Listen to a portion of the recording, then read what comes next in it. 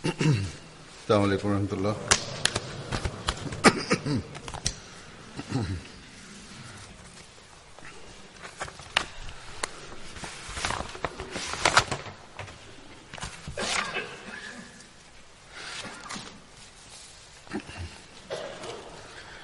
أشهد أن لا إله إلا الله وحده لا شريك له وأشهد أن محمدا عبده ورسوله أما بعد فأعوذ بالله من الشيطان الرجيم بسم الله الرحمن الرحيم الحمد لله رب العالمين الرحمن الرحيم مالك يوم الدين إياك نعبد وإياك نستعين اهدنا الصراط المستقيم صراط الذين أنعمت عليهم غير المغضوب عليهم ولا الضالين.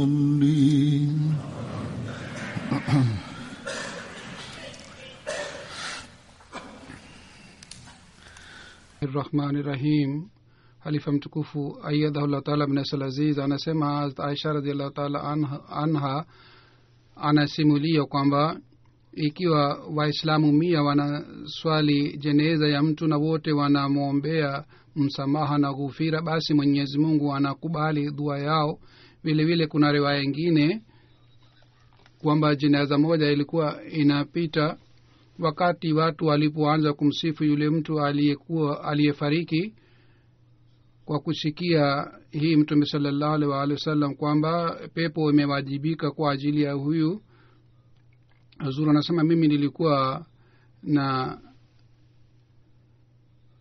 fikiria kwamba nitaswalisha jeneza 2 leo.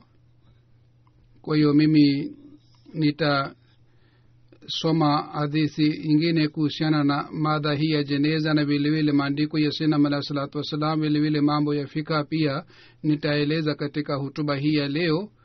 Kisha baadaye nitaeleza kuhusu marhumin, yani watu wawili waliofariki, nitaeleza habari yao.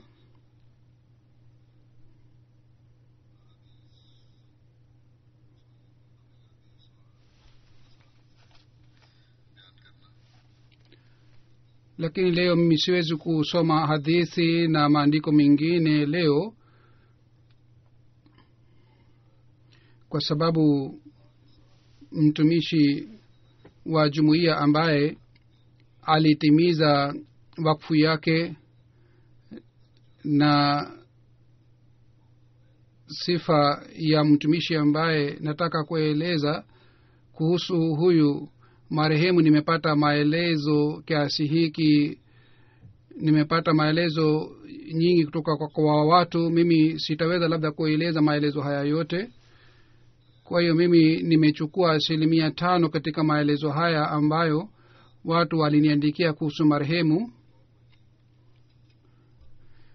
Matukio haya kwa ajili ya mtu ambaye ametoa wakfu, na vile vile kwa ajili ya familia ya Sayyidina Alayhi salatu wasalam, kwa ajili ya viongozi wa jumuiya na kwa ajili ya wanajumuiya kwa ujumla, ni matukio ya mwongozo na vile vile ni matukio ambayo yanatakiwa yafuatwe. Kama nyinyi nyote mnajua kwamba majuzi bana Mirza Ghulam Ahmad Saheb, mtoto Hazrat Sahib Mirza Aziz Ahmad Saheb radhiyallahu ta'ala anhu alifariki katika umri ya miaka 78. Inna lillahi wa inna ilaihi rajiun. yeye alipata mshtuko wa moyo, kwa sababu hii alifariki. Ingawa alikuwa na maradhi ya moyo kwa muda mrefu, lakini yeye alipata cardiac arrest, na kwa sababu hii alifariki huko nyumbani.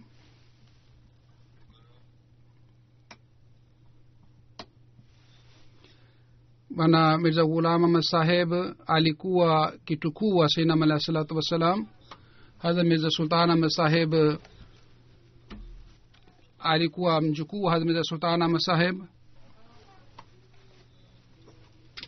na alikuwa mtoto wa Hazrat Mirza Aziz Ahmad Saheb, na alikuwa mpwa wa Hazrat Mir Muhammad Ishaq Saheb,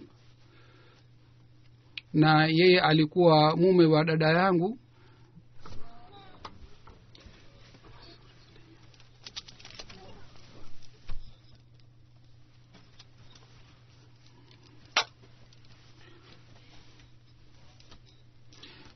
Mama yake alikuwa binti wa Hazrat Ishaq Saheb. Siwezi kueleza kuhusu hawa wote, lakini nitakayoeleza hapa ni sifa za marehemu.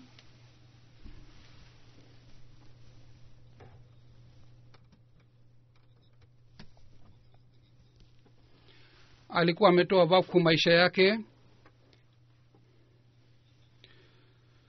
na siku hizi ingawa alikuwa mgonjwa, na hivi karibuni kaka yake alifariki, hata kwa kuwa na hali yote, wakati alipoteuliwa kuwa Nazir Ala, yeye alianza kutimiza majukumu yote vizuri sana. Alianza kwenda ofisini, vile vile alienda kushirikia sherehe mbalimbali. Siku moja kabla ya kufariki kwake ilikuwa sherehe ya Madrasatul Hifz, wanafunzi waliohitimu Qur'an tukufu.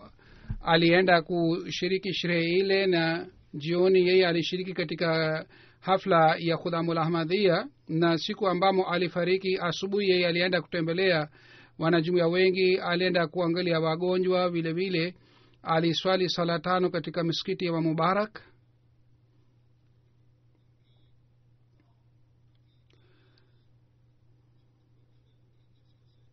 Yeye alianza maisha yake ya wakfu Mai 1962.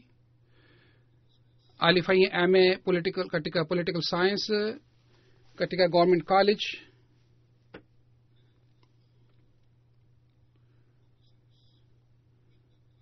Kisha alifanya mtihani ya public commission na alifaulu katika mtihani huu, na alifaulu vizuri sana. Hata yeye mwenyewe aliniambia kwamba nilifanya mtihani hii kwa sababu ya hii, kwamba watu walisema mtihani hii ni ngumu sana, kwa hiyo mimi nilifanya mtihani hii ili mimi upande wa dunia, baada ya kupata ufaulu, nitoe wakfu maisha yangu, ili mtu mwingine asiseme kwamba mimi sikupata nafasi sehemu nyingine au kibarua sehemu nyingine ndio nimetoa wakfu.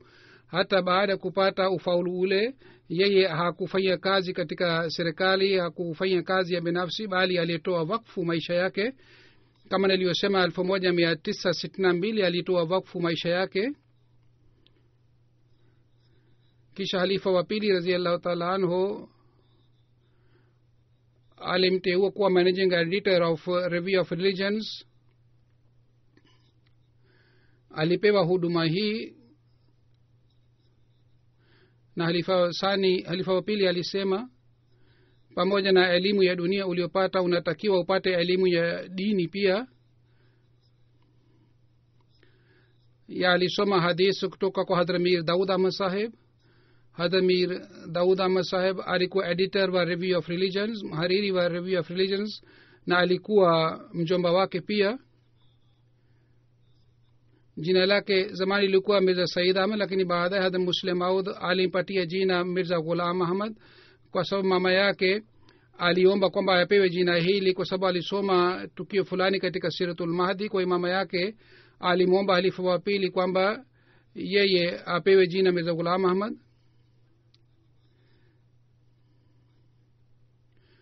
Mirza Said Ahmad pia alikuwa ndugu yake katika mama mwingine. Aliendelea kusoma hapa Uingereza, lakini baadaye alifariki. Alikuwa anasoma pamoja na Mirza Muzaffar Ahmad Saheb.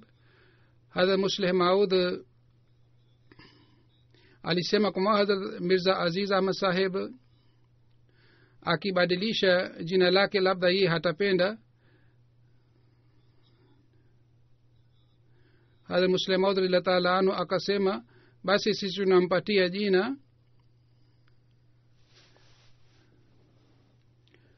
ambalo ni jina nzuri na hata baba yake pia hatapata udhia. Kwa hivyo Hazrat Muslim Maud alimpatia jina Mirza Ghulam Ahmad, na pamoja na hii Khalifa wa pili alisema sisi tutamuita kwa kusema Ahmad, kwa sababu Sayyidina Alayhi Salatu Wasalam tangu amefariki si muda mrefu. Kwa hiyo mimi siwezi kumuita kwa jina la Ghulam Ahmad, kwa hiyo sisi tutamuita kwa jina la Ahmad.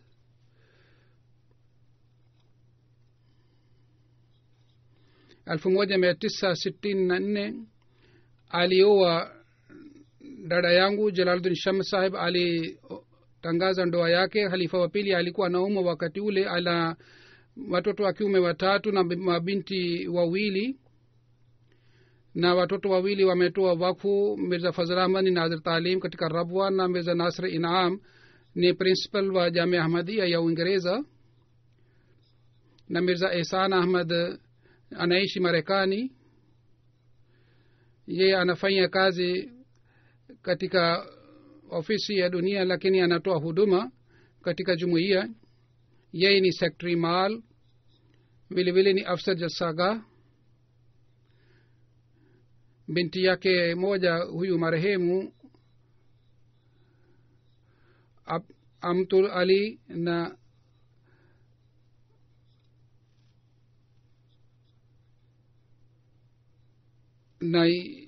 mtoto wa Amir Masud Ahmad Sahib amemoa huyo binti, na yeye pia ni wakfu na siku hizi ni nazir wa sehat.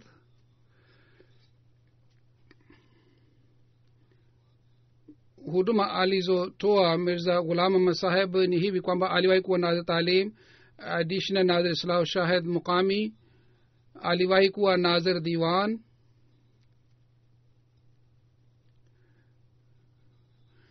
na madamu hakuteuliwa kuwa nazir ala aliendelea kufanya kazi nazir diwan tangu miaka 96 hadi 18.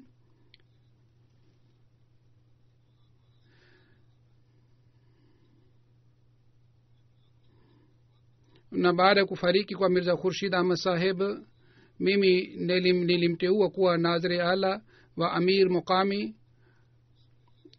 hata kabla ya huduma hii, katika wakati wa halifa wa 4, aliwahi kuwa kaimu nazir ala na amiri wa muqami mara kwa mara.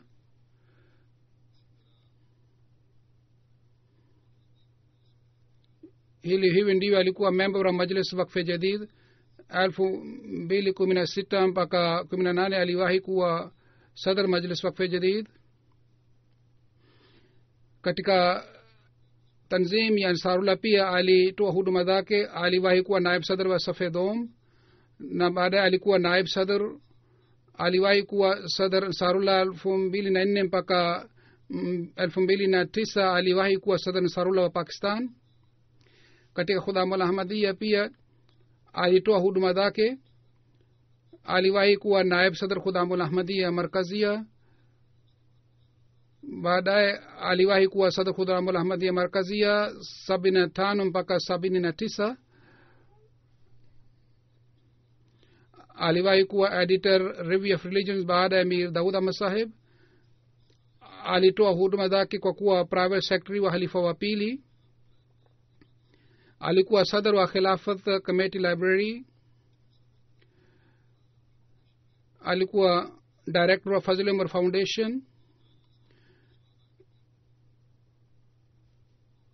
hivyo ndivyo katika jalsa salana pia aliendelea kutoa huduma zake. maadamu jalsa iliendelea kufanyika Rabwa, aliwahi kuwa nazim mehnat, na alikuwa anatoa huduma kwa juhudi sana, na wapishi pia wanakuwa chini ya idara hii. kwa hiyo kuangalia hawa wapishi na wengine inakuwa kazi ngumu sana, lakini yeye alifanya kazi hii pia vizuri sana. aliwahi kuwa sadar wa tabarakat committee, aliwahi kuwa member wa register riwayat, aliwahi kuwa member wa majlis ifta, alikuwa secretary khilafat committee, na aliwahi kutoa huduma zake katika shirkatul islamia. Pamoja na huduma aliyopewa ya nazir, alikuwa anatoa huduma zake katika hizi idara mbalimbali.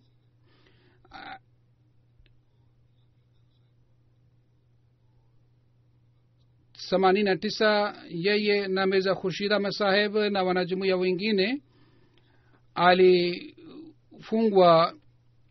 kwa sababu ya kuwa mwanajumuiya. Alipelekwa gerezani kwa sababu ya kuwa mwanajumuiya. Mai 2010 wakati wanajumuiya wengi walipouawa katika Lahore, watu waliotumwa Lahore wakati ule na Nazir Ala kwa ajili ya kuangalia hali ya kule na kwa ajili ya kukutana na familia zote na kwa ajili ya kuangalia wagonjwa wote. Marehemu Mirza Ghulam Ahmad Sahab alikuwa amiri wa kamati hii iliyotumwa kule Lahore.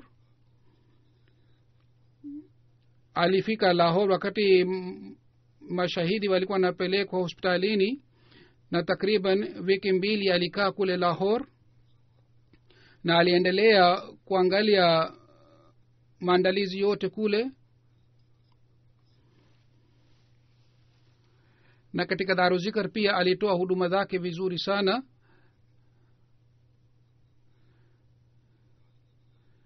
Aliendelea kuangalia wagonjwa na matibabu ya wagonjwa. Vile vile alienda kutembelea familia zote. Katika Daruzikr aliita ijlas ya majlis amla na alitangaza amiri mpya, na aliongoza sala ya maghrib na isha kule kule msikitini, ili watu wajue kwamba isitokee kwa mabaya tukio hili tusiswali katika msikiti ule, bali yeye aliongoza swala ya maghrib na isha katika msikiti ule ule ambapo tukio lilitokea. Alienda hospitalini kuangalia hali ya wagonjwa. Wakati ule Governor Salman Taseer Sahib alikuja pale.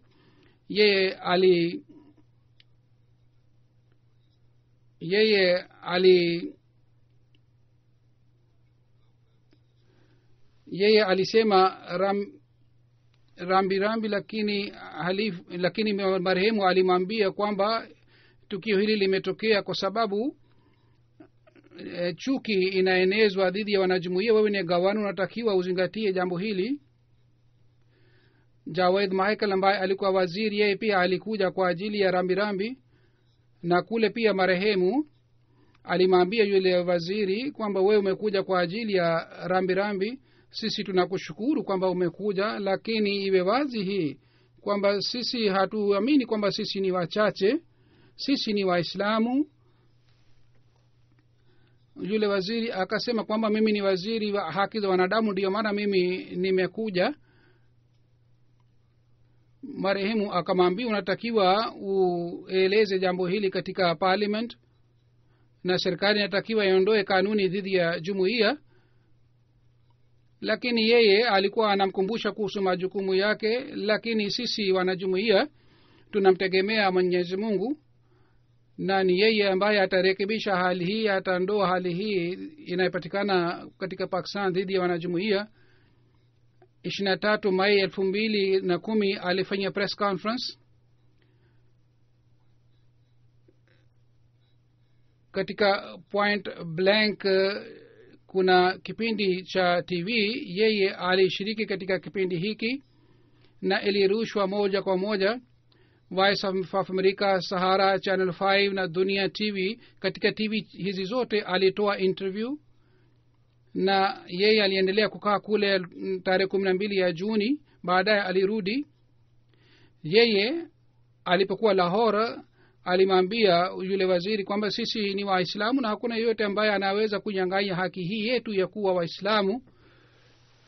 Halifa wa 4 katika hotuba yake moja alieleza ruya yake, na alisema kuhusu marehemu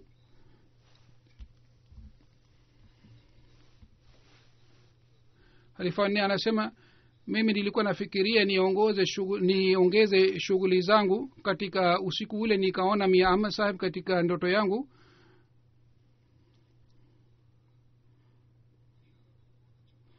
ambaye ananishauri kila wakati ushauri mzuri. Halifa wanne anasema kuhusu Qur'ani tukufu pia ilikuwa ushauri wake kwamba badala ya kuandika notes katika tafsiri sagiri, mimi nifanye tafsiri ya Qur'ani tukufu mpya. Anasema alhamdulillah, Mwenyezi Mungu amenijalia mimi nimefanya tafsiri ya Qur'ani tukufu na mambo mengi yalielezwa katika tafsiri hii.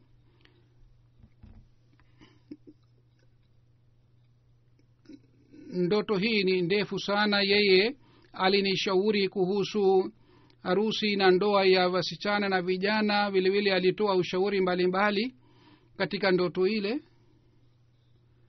Katika barua moja halifa wa 4 alimwandikia marehemu mpendwa Ahmad sallamahullah, assalamu alaikum, nimepokea barua yako, basi mimi nakuombea sana. Katika maumbile yake Mwenyezi Mungu ameweka ukweli na usafi, basi Mungu hapotezi mtu wa aina hii. Basi Mwenyezi Mungu akupatie maendeleo ya juu.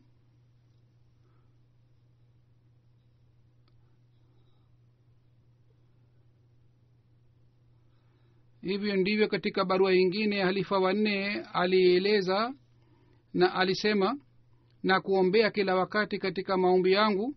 Hii ndiyo ni haki yenu, na vile vile wewe ni msaidizi wangu katika dini. Mungu aendelee kukulinda na kujalia afya njema na usipate matatizo aina yoyote.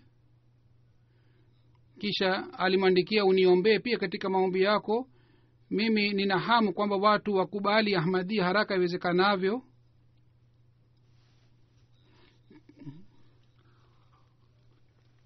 Kisha akasema kwamba MTA inaendelea, kwa hiyo mimi nataka nuru ienee kwa kupitia MTA, na shetani apigwe pingu katika Ramadhan. Mke wake Amatul Qudus sahiba anasema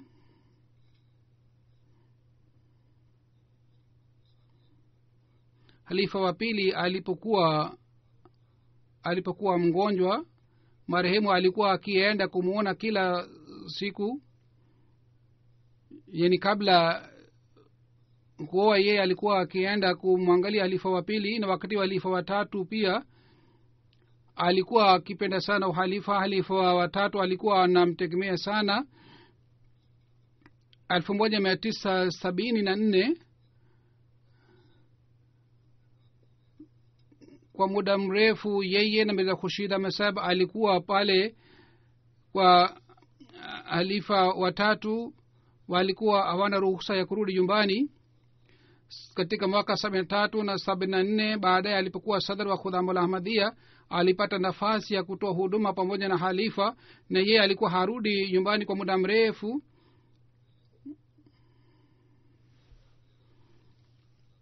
Na zamani pia alikuwa akienda asubuhi kumhudumia halifa na alikuwa akirudi saa 4 usiku. Halifa wa 3 rahimahullah taala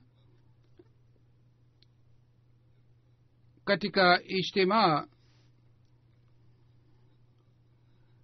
wakati alipomwomba halifa wa 3 kwamba yeye asome ahadi ya khudam,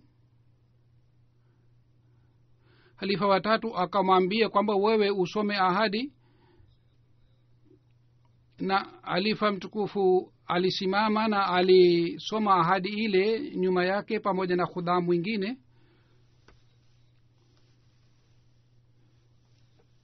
Wakati halifa Mirza Khurshid Ahmad Sahib alipofariki, nilieleza kwamba halifa wa 4 alisema hawa wawili ni watiifu wangu wa hali ya juu, yani Mirza Khurshid Ahmad Sahib na Mirza Ghulam Ahmad Sahib, na vile vile ni watiifu wa kila uhalifa.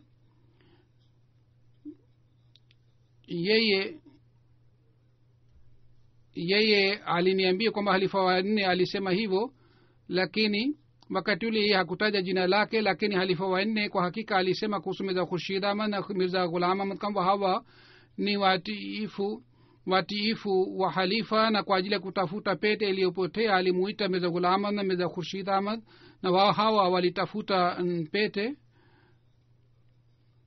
Na wakati pete ilipo katika watiifu walifa wa 4 alitaja kwanza jina langu yani Ahmad, na baadaye alitaja jina la Mirza Khurshid Ahmad, yani alisema hawa wawili ni watiifu wangu wa hali ya juu. Kisha mke wake anasema katika nafali ya usiku alikuwa akilia kiasi hiki kwamba sauti yake ilikuwa inasikika katika nyumba nzima, kwa ajili ya Mtume sallam, kwa ajili ya Sayyidina Muhammad sallam, kwa ajili ya halifa, kwa ajili ya wanajumuiya, kwa ajili ya familia, kwa ajili ya watoto. Alikuwa akifanya dua sana, na alikuwa akisoma sura al-Fatiha mara kwa mara katika nafali. Alikuwa akipenda sana wazazi wake na ndugu zake, lakini alikuwa akifanya uadilifu.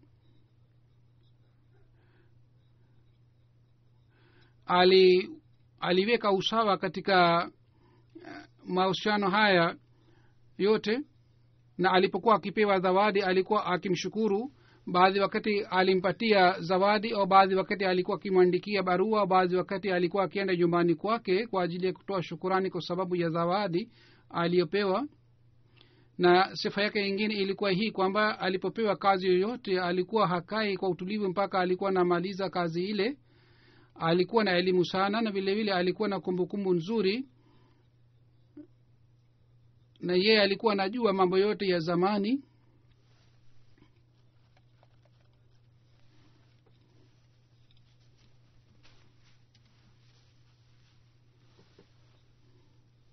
Mke wake anasema kwamba mimi nilikuwa napenda nitembelee hata kama ilikuwa ngumu wa uchumi, lakini yeye alikuwa akinichukua kwa ajili ya kunitembeza sehemu mbalimbali. Mke wake ameandika, ambaye ni dada yangu, kwamba mke wa mtu fulani anasema aliona katika Abdul Mumin Anwar Saheb aliona katika ndoto kwamba kuna maua 2 katika nyumba yake, na ndoto yake hii ilitimia katika sura ya Mirza Ghulam Ahmad na Mirza Khurshid Ahmad. Na mke wake anasema kwanza alikuwa akitoa mchango, baadaye alikuwa akitumia posho yake.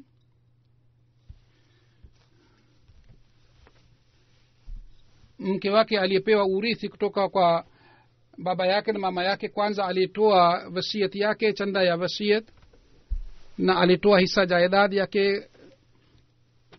Na baada ya kutoa mchango alikuwa akiniambia kwamba mimi nimeshatoa mchango, kwa hivi yeye akatoa hisa jaidad yote, kwa hiyo mimi sikupata matatizo yoyote. Yeye alilipa mchango wa wasiyati ya watoto wake, na aliwajengea nyumba pia, yani aliwapatia nyumba, na yeye mwenyewe alitoa mchango wa wasiyat. Wengi waliniandikia, hata mimi mwenyewe pia nilikuwa nashuhudia kwamba Mirza Khurshid Ahmad na Mirza Ghulam Ahmad walikuwa wanakaa pamoja. Dada yangu anaandika kwamba mke wa Mirza Daud Ahmad Saheb alikuwa akisema kwamba nikimwona Mirza Khurshid na Mirza Ghulam Ahmad wanaenda pamoja, basi nilikuwa nafikiria kwamba lazima kuna kazi ya jumuiya au kuna matatizo fulani yametokea, kwa hiyo wanaenda pamoja. Kwa hiyo alikuwa akifanya kazi kwa hekima sana. Wakati wa matatizo alikuja kuhudhuria jalsa salana, alikuwa dhaifu, nikamwambia ushike fimbo, basi akaanza kutumia fimbo. Kwa hiyo kwa amri yangu mara moja akaanza kutumia fimbo kwa ajili ya kutembea.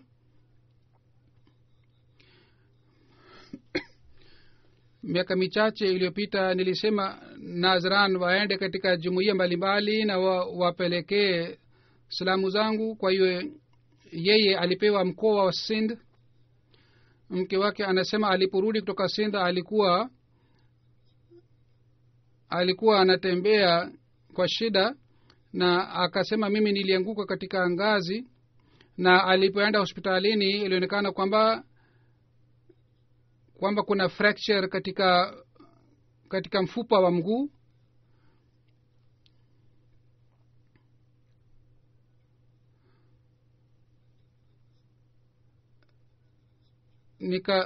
Nikamuuliza kwamba je, ulikuwa husikii maumivu? Nilikuwa nasikia maumivu, lakini kwa sababu nilipewa jukumu la kuwapeleka watu salamu ya halifa, kwa hiyo mimi sikujali kuhusu maumivu haya. Kwa hiyo mimi nimemaliza kazi yangu, na baada ya kumaliza kazi mimi nimerudi nyumbani. Mtoto wake mkubwa anaandika, baada ya kuhama kwa halifa wa 4 alikuwa akipata hutuba ya halifa wa 4, yeye alikuwa akiwakusanya wote na alikuwa akiweka cassette kanda ya halifa ili wote wasikilize hutuba yake, na alikuwa akifanya mpango maalum kwa ajili ya kuwasikilizisha watu hutuba, na alikuwa akifanya mpango maalum ili wanafamilia wote wasikilize hutuba. Hata wafanyakazi wa nyumbani pia alifanya mpango kwa ajili yao pia, kwamba wao pia wasikilize hutuba ya halifa.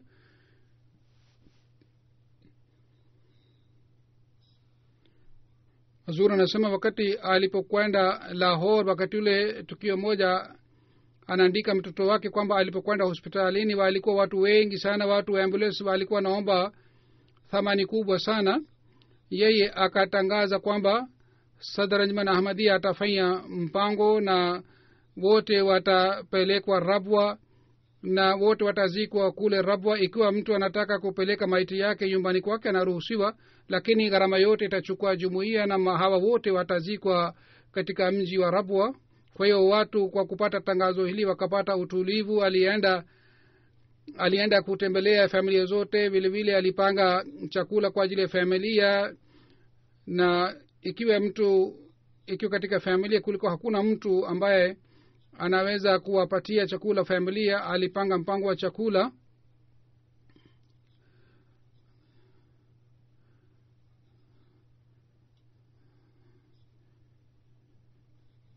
Yeye habari ilipatikana kwamba kuna hatari ya maisha yake, watu wanaweza kumshambulia.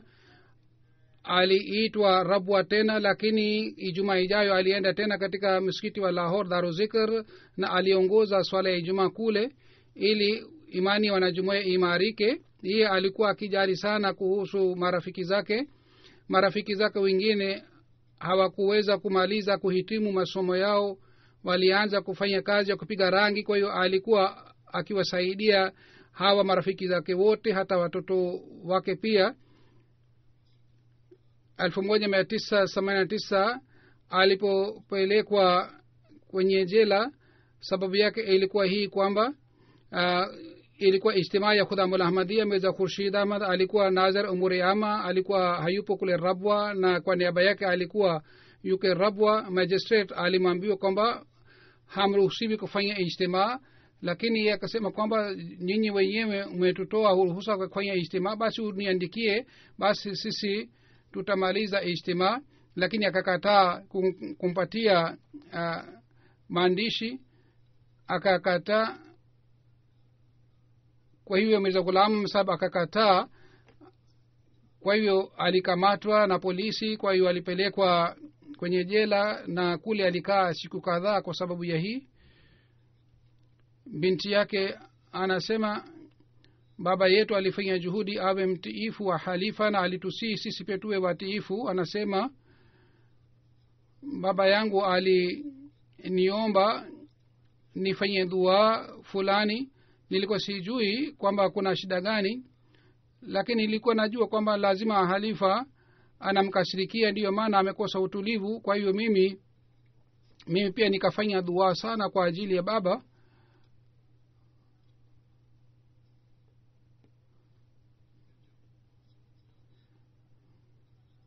Wakati halifa wa 4 alipohama kutoka Pakistan, wakati ule mama yake Sahibzadi Nasira Begum Sahib alikuwa mgonjwa sana, na usiku ambamo halifa wa 4 amehama, ilionekana kwamba usiku ule ni usiku wa mwisho wa mama yake.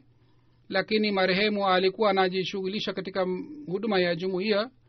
Hata yeye hakuweza kwenda katika chumba cha mama, bali aliendelea kutoa huduma pale katika ofisi ya jumuiya. Hivyo ndivyo katika uhalifa wangu pia alionyesha utii wa hali ya juu.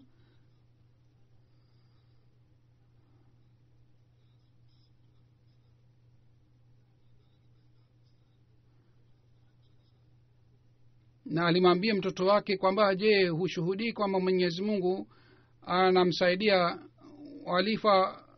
halifa watano namna gani? Mtoto wake anasema kwamba alikuwa akituamsha kwa ajili ya swala bila kukosa.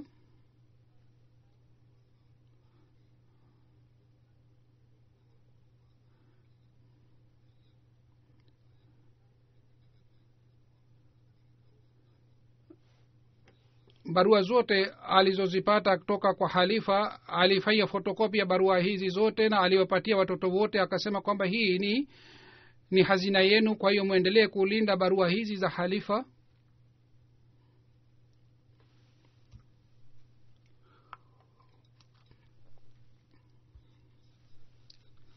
Mirza Anas Ahmad Saheb anasema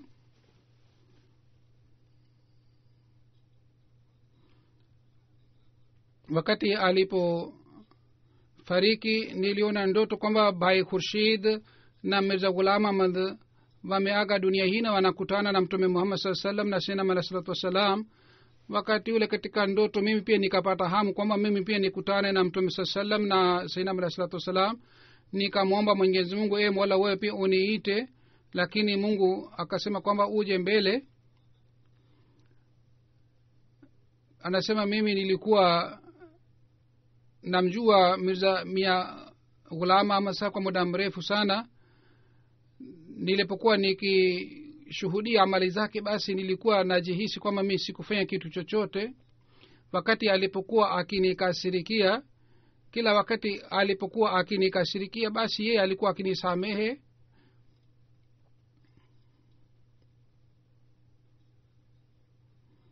Hivyo ndivyo ameeleza kuhusu hali ya swala zake kwamba nilipokuwa nikimwona na swali, alikuwa na swali kwa moyo wote, na nilikuwa nikitamani mimi pia ni swali hivi. Alikuwa akienda msikitini bila kukosa, alikuwa akiwasaidia watu wanyonge maskini.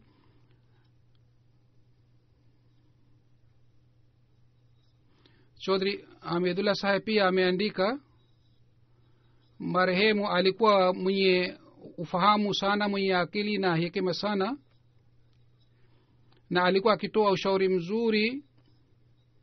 Alikuwa anajua sana historia ya jumuiya, na wakati wote alikuwa tayari kutoa huduma zake. Mwaka 74 alimsaidia halifa watatu, na vile vile alienda pamoja na halifa kutembelea nchi mbalimbali. Aliwahi kuwa mwakilishi wa Majlis Khudamul Ahmadiyya pamoja na safari ya halifa mtukufu. Bwana Akram Saheb ambaye ni mfanyakazi wa ofisi anasema,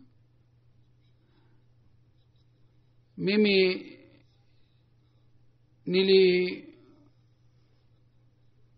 nilipompelekea rambirambi ya Mirza Khurshid Ahmad Saheb, yeye akasema kwamba unaenda Qadian, basi uniombee kwa sababu ya kufariki kwa Mirza Khurshid Ahmad. Naona mimi nipo peke yangu, kwa hiyo Mungu anijalie niweze kutoa huduma vizuri. Wakati wote alipokuwa akienda Qadian, alikuwa akienda katika nyumba za madarwesh.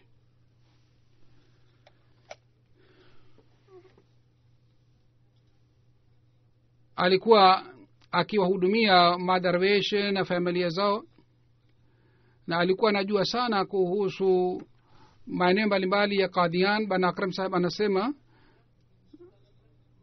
mahali ambapo Sayyidina Muhammad sallallahu alaihi wasallam alikuwa akifanya dua, yeye alikuwa akiswali nafali pale, na alikuwa akinisi kwamba nyinyi wenye bahati nzuri kwamba mnaishi katika Qadian, kwa hiyo mufanye maombi sana katika kijiji hiki. Ametoa huduma chungu mzima kwa kuwa Sadr Khudamul Ahmadiyya.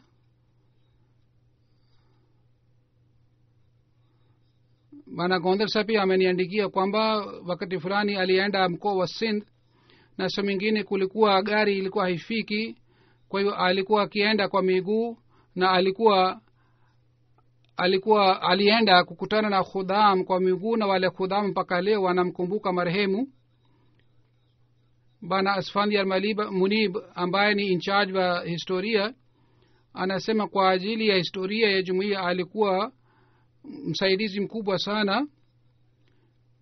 Alikuwa akisoma kwa makini sana musawada, na alikuwa akitoa ushauri mzuri sana, na alikuwa akituongoza katika mambo mbalimbali ya historia.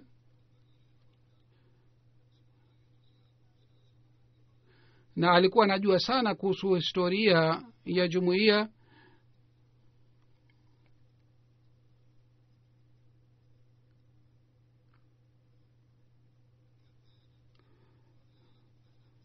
Anasema alipoteuliwa kuwa Nadhiri Ala, nilienda katika ofisi yake.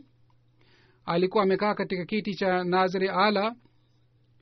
Muhammad Nasib anaandika hii, ambaye ni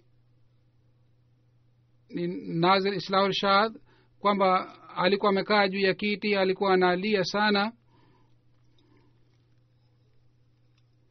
na kwa unyenyekevu akaniomba nimwombee.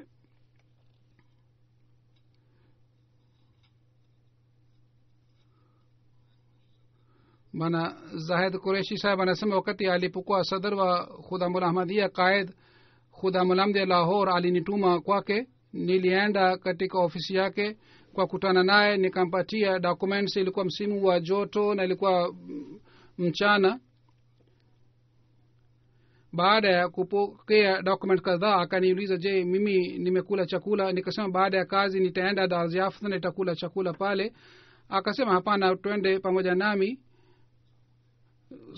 ukae hapa na tutafanya mpango hapa. Nilifikiria kwamba hapa tutakula pamoja, lakini baada kidogo akaja na akachukua baisikeli yake na akasema kaa nyuma yangu. Kwa hiyo yeye akaendesha baisikeli. Nikamwambia kwamba mimi nitaenda mwenyewe Darziafat, lakini akasema hapana. Yeye akanichukua nyumbani kwake katika baisikeli yake na akanipatia chakula kule. Baadaye akanisindikiza. Kwa hiyo yeye alikuwa amejenga mahusiano mazuri na khudhamu wote wakati alipokuwa sadr Khudamul Ahmadiyya.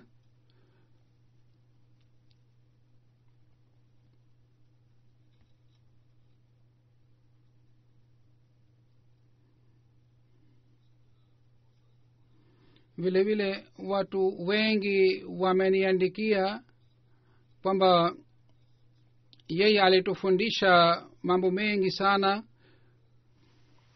na alitufundisha jinsi ya kutoa huduma.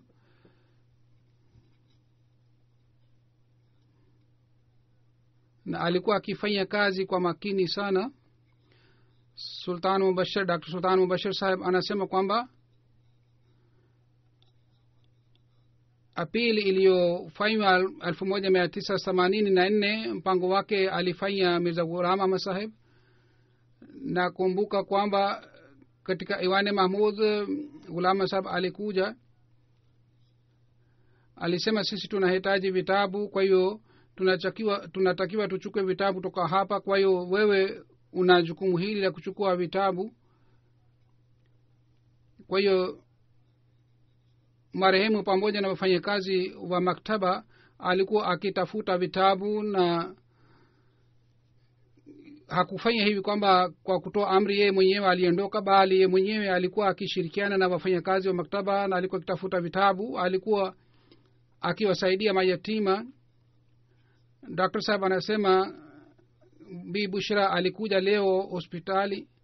Yeye alikuwa mgonjwa wa blood pressure. Kwa kuona matokeo yake nikasema kwamba wewe huna alama ya maradhi. Kwa kusikia hii akaanza kulia. Yeye nilipomuuliza kwa nini unalia, akasema kwamba mimi maradhi ya sukari imeondoka, lakini wale wote ambao walinipatia matibabu bure wote wameondoka, yani Mirza Khurshid Ahmad na Mirza Ghulam Ahmad. anasema mimi nikamwambia kwamba usiwe na wasiwasi, chini ya nidhamu ya jumuiya wewe utaendelea kupata matibabu. Kwa hiyo huyu mwanamke aliendelea kuwakumbuka hawa marehemu kwa muda mrefu na aliendelea kulia. Talmujib Rashid sahib anasema mwisho wa 73 wakati halifa wa 3 rahimahullah taala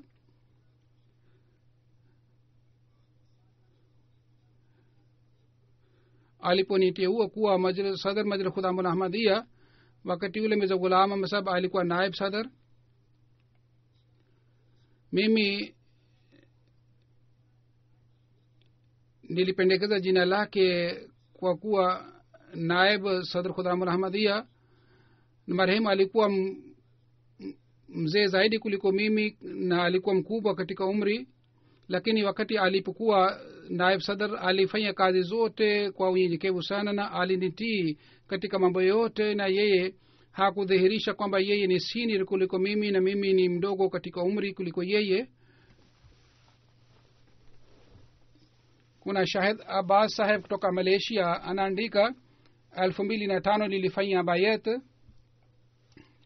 Nilienda Rabwa kwa ajili ya kuangalia Rabwa. Mirza Ghulam Ahmad sahib alikuwa anakuja ofisini. Mwalimu bana Daniel akaniambia kwamba huyu ni jamaa wa halifa mtukufu, kwa hiyo tunamuomba yeye atuombe. Anasema mimi nilimwendea na nikamwambia kwamba mimi nilikuwa Shia, sasa nimejiunga na jumuiya, tafadhali uniombe. Kwa hiyo akaniambatia na akashika mkono wangu na akasema, mimi nakwambia kuhusu mtu ambaye namwandikia kwa ajili ya maombi. Nikamuuliza huyu ni nani? Akasema huyu ni halifa mtukufu. Na akasema uendelee kumwandikia halifa mtukufu kwa ajili ya maombi. Huyu mwanajumuiya mpya anasema mapenzi niliona katika macho yangu, ile mimi siwezi kueleza hali yake ilikuwaje.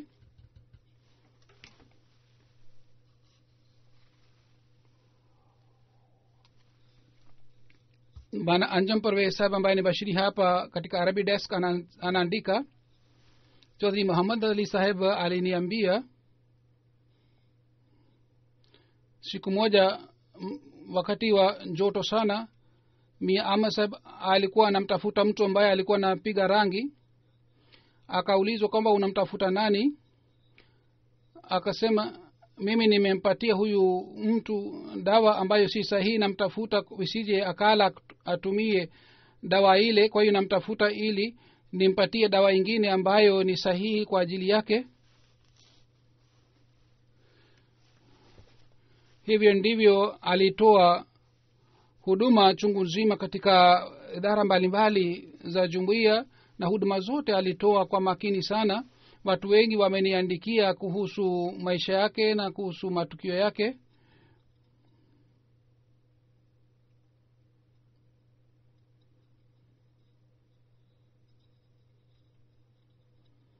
Wale wote walikuwa wanafanya kazi pamoja naye ofisini wanasema kwa upole sana alikuwa akituambia kuhusu kazi mbalimbali. Alikuwa akiwahurumia watu wanyonge maskini na alikuwa akiwasaidia sawa na uwezo wake, na alikuwa mtu mwenye hekima sana.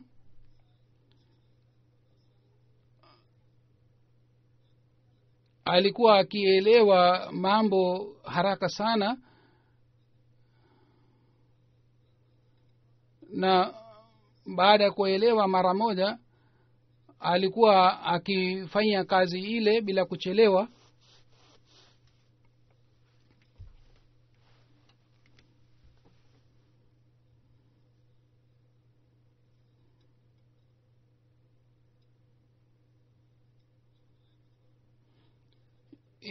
Hivyo ndivyo safari moja vijana kadhaa walikuja ofisini kwake siku chache kabla ya kufariki kwake. Wafanya kazi hawakutendea vizuri wale vijana, kwa wale walileta malalamiko, wengine walipigwa vibaya. Na marehemu akamuuliza kijana mmoja kwamba je, ulienda hospitalini? Akasema uende kwanza hospitalini upate matibabu, leo ofisi imefunga, kesho nitafanya utafiti, yule ambaye amekupiga nitafanya utafiti na nitamwadhibu. Kwa hiyo mara moja akamtuma yule kijana kwanza hospitalini ili apate matibabu. bana Iqbal Bashir saheb anasema alipoteuliwa kuwa nadhir diwan bana Mirza Ghulam Ahmad saheb, wakati ule wafanyakazi walikuwa wachache, walikuwa clerk wawili tu.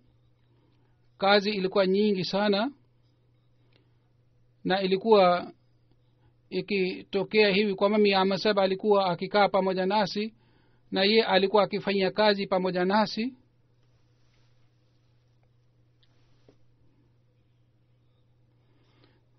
Riaz Mahmud Bajwa saheb ambaye aliwahi kuwa mbashiri, siku hizi ni stafu, anasema nilikuwa nimekaa ofisini nikamwona Mirza saheb alikasirika. Mimi nilikuwa sishangai kwa sababu baadhi wakati alikuwa akipata hali hii. Nikarudi nyumbani jioni, mtu mmoja akapiga hodi, nikamkuta Mirza saheb alikuwa amesimama, na kwa kumwona mimi nikashangaa, na yeye akasema kwamba mimi leo nilikukasirikia, kwa hiyo nimekuja kwa ajili ya kuomba radhi yako.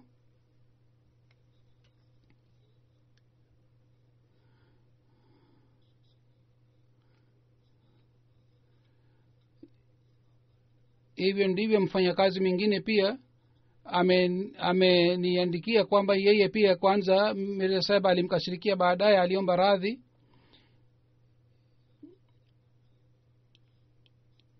Hivyo ndivyo anasema kwamba siku moja Mirza saheb alinikasirikia na nikarudi nyumbani na nilikuwa nafanya istighfar.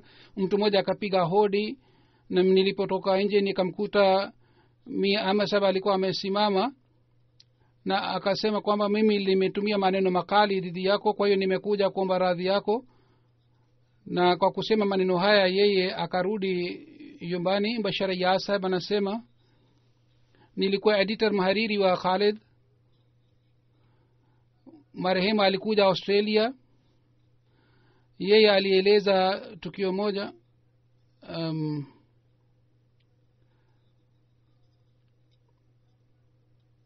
Mtu mwingine anasema kwamba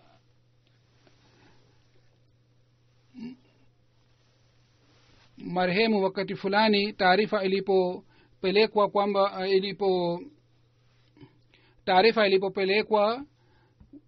kwamba matumizi zaidi yamefanywa,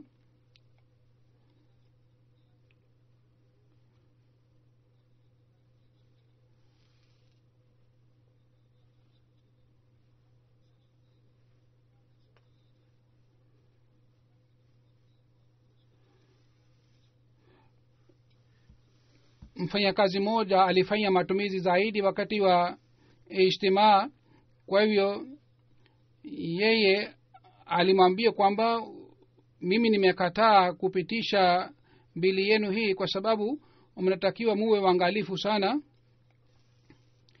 Na huyu Bangali saheb ambaye alifanya matumizi zaidi anasema na saa hii yake ilinifaa sana katika maisha yangu yote.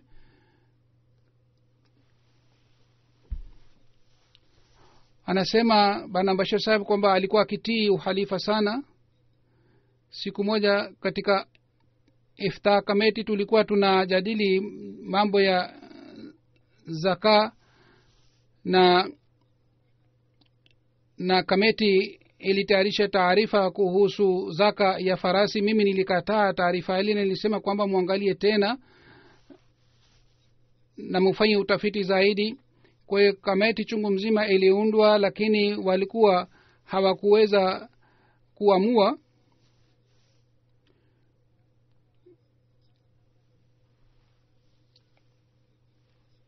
Na yeye aliteuliwa kuwa sadr wa kamati ile, na watu walikuwa wanajadili sana,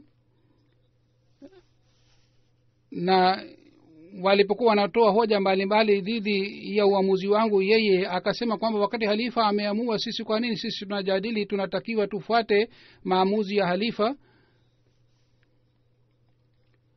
Anasema historia ya jumuiya alikuwa anajua kiasi hiki kwamba alikuwa encyclopedia. Anasema siku hizi mimi naandika kuhusu maisha ya Sayyidina alayhi salatu wasalam, nilikuwa nikipata mwongozo kutoka kwake. na yeye alikuwa akinisaidia sana kwa sababu alikuwa na elimu sana kuhusu historia ya maisha ya Sayyidina alayhi salatu wasalam, na vile vile alikuwa anajua sana kuhusu mji wa Qadian. Mtu alipokuwa akimwomba kwamba yeye aeleze kuhusu sehemu mbalimbali ya Qadian, yeye alikuwa akieleza kwa furaha sana. Siku moja alikuwa anaumwa, mguu wake ulikuwa unaumwa, lakini watu walimwomba kwamba yeye aonyeshe maeneo mbalimbali ya Qadian. Kwa hiyo yeye aliendelea kuonyesha maeneo mbalimbali ya Qadian, na yeye hakuambiwa kwamba mguu wake unaumwa.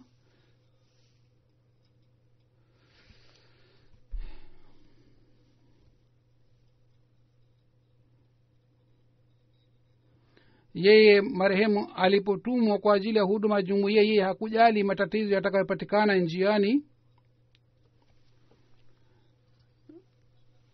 Yeye alitumwa kwa ajili ya kazi fulani ya jumuiya, na njia ilikuwa mbaya sana na gari ilikuwa haifiki.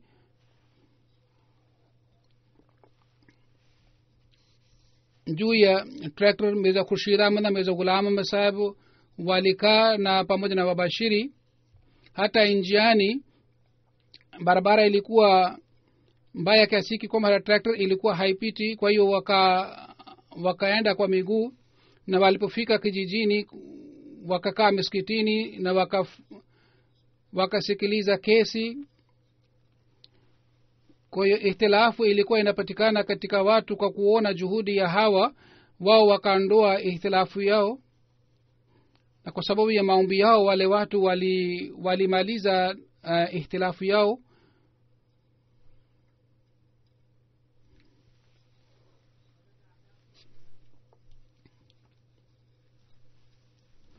Hazuru anasema kwamba kuna matukio chungu mzima, siwezi kueleza hayo yote. Kwa mfano, alikuwa akiwatendea wafanyakazi kwa mapenzi sana, alikuwa akiwajali wadogo.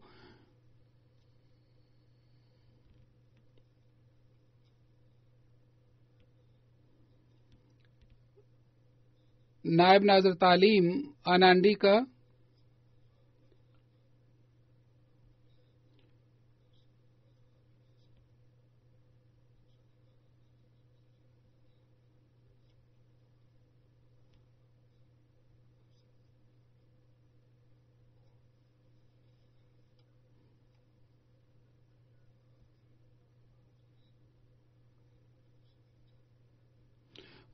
anasema kwamba Muzaffar Sahib ambaye ni bashiri anaandika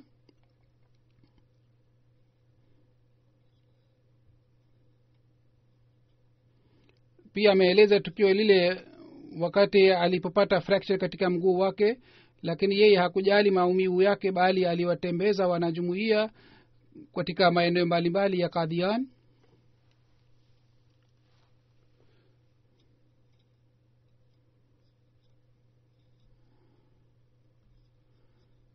Bana Salim Sahib pia anaandika kwamba alipokuwa private secretary wa halifa watatu, wakati alipokuwa akipokea barua chungu mzima, alikuwa akisema kwamba wafanyakazi wote wakusanye barua zote, na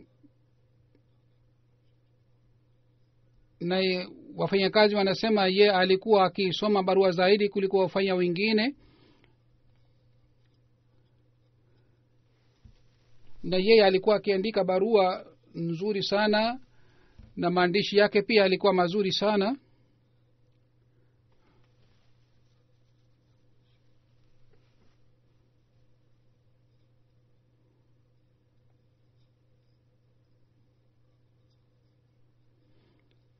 Mfanyakazi mmoja wa Wakalat Malsani anasema tulikuwa tunaandika historia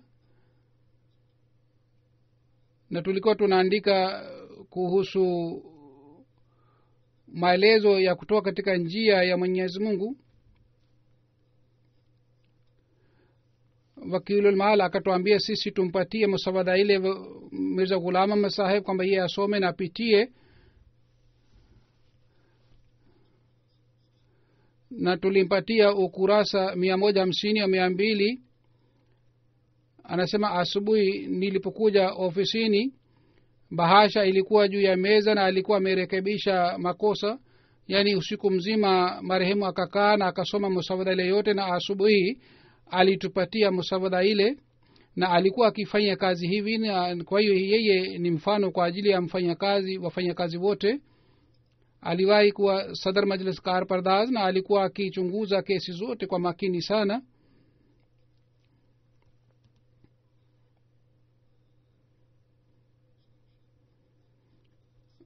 wakati alipokuwa nadhir isra shad mukami samila zahir sahib akasema uandike orodha ya familia ya wabashiri wote.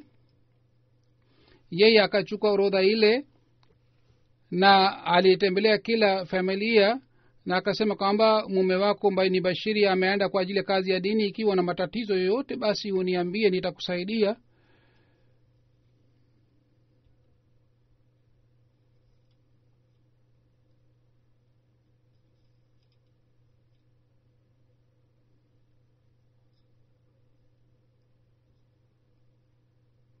Manafizu Rahman anasema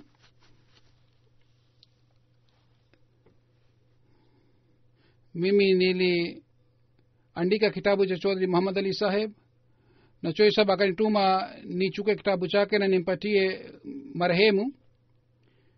Nilipoenda na kile kitabu na musawada ile, nilipomwendea akaniuliza kwamba je, una matatizo yoyote? Akasema kuna upasuaji wa mama yangu. Yeye akaniuliza kwamba unahitaji fedha kiasi gani? Akasema mimi nahitaji 7,000. basi unaweza kunipatia 7,000 hii na baadaye unaweza kukata katika posho. Lakini yeye akanipatia fedha hii kutoka kwake, akasema wewe usijali kwamba nitakata au sitakata, bali uchukue fedha hii, na hata kama unahitaji msaada zaidi uje kwangu na usiogope.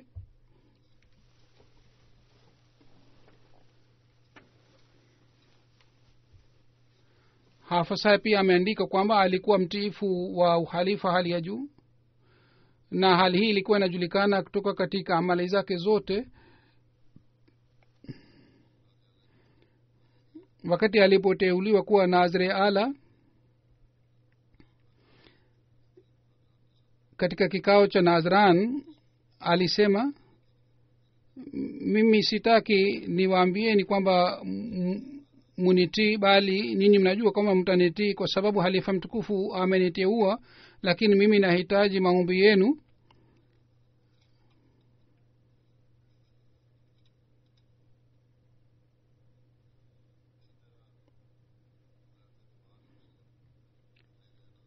vile vile alipoteuliwa naziri ala, mfanya kazi moja wa ofisi anasema kabla ya kwenda ofisini alikuja katika ofisi yetu na akasema mimi nimekuja kuwaageni.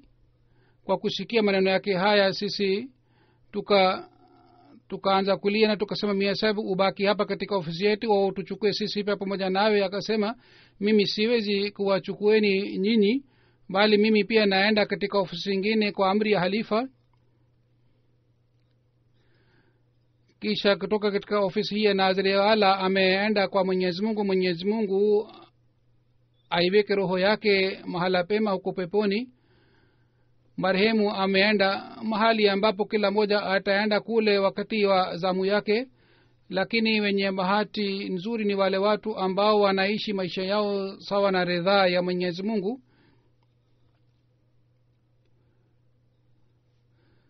Mwenyezi Mungu aiweke roho yake mahala pema, na Mwenyezi Mungu awajalie watoto wake waendelee na mema yake, na wakfine zindagi wote na viongozi wote wa jumuiya wanatakiwa hawa wote waishi maisha yao kama marehemu alitimiza wakfu yake na majukumu yake.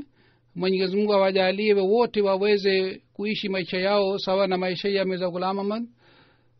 Mwenyezi Mungu aendelee kuipatia jumuiya wafanya kazi wa aina hii ambao wataendelea kutoa huduma zao kwa imani sana na kwa utii sana.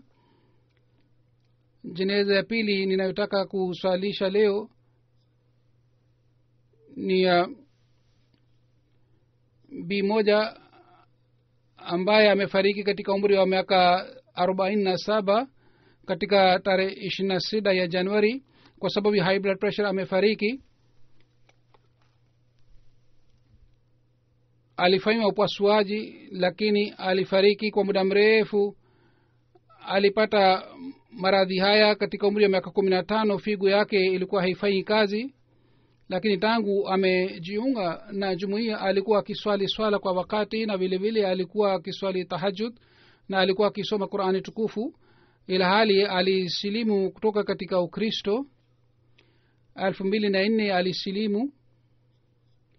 Kisha tangu wakati ule alikuwa akiswali swala na sala ya tahajjud bila kukosa.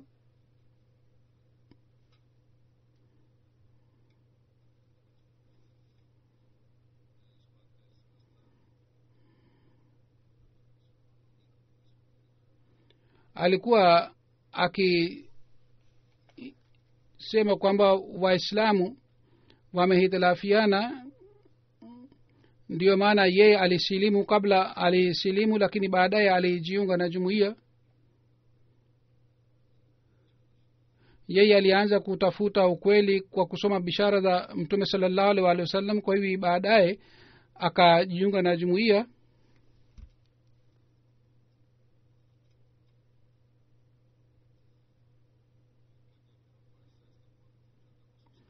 Anasema mimi nilikuwa nahisi kwamba naendelea kukaribia mauti. Wakati aliposilimu alikuwa karibu na mauti.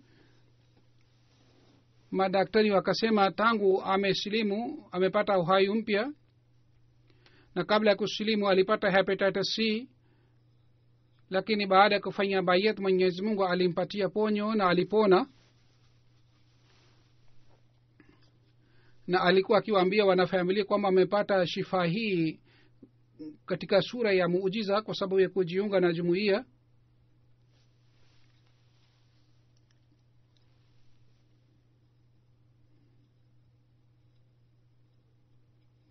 Aliwahi kukutana nami mara mbili, na yeye alionyesha imani hali ya juu wakati alipokuja kukutana nami.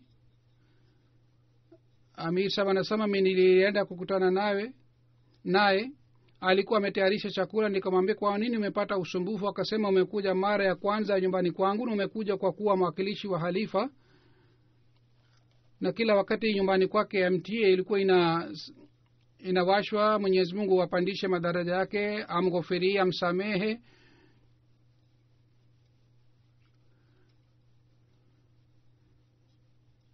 Mwenyezi Mungu atimize matamanio yake, familia yake pia isilimu.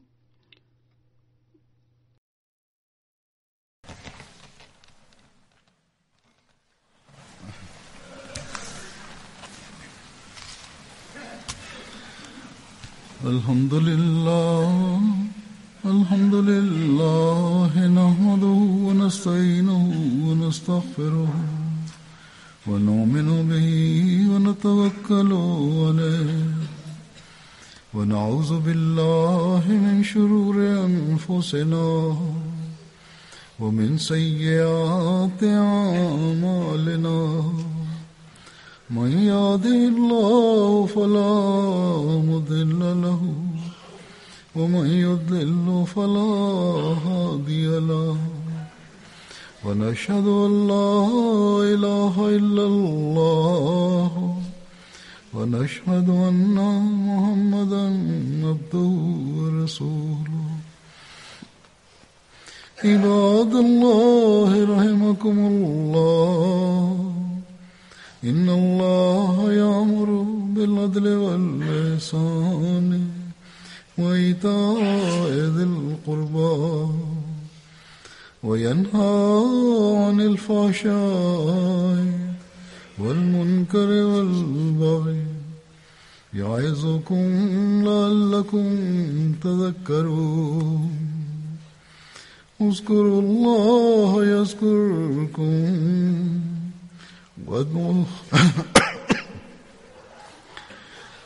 اذكروا الله يذكركم وادعوه يستجب لكم ولذكر الله أكبر.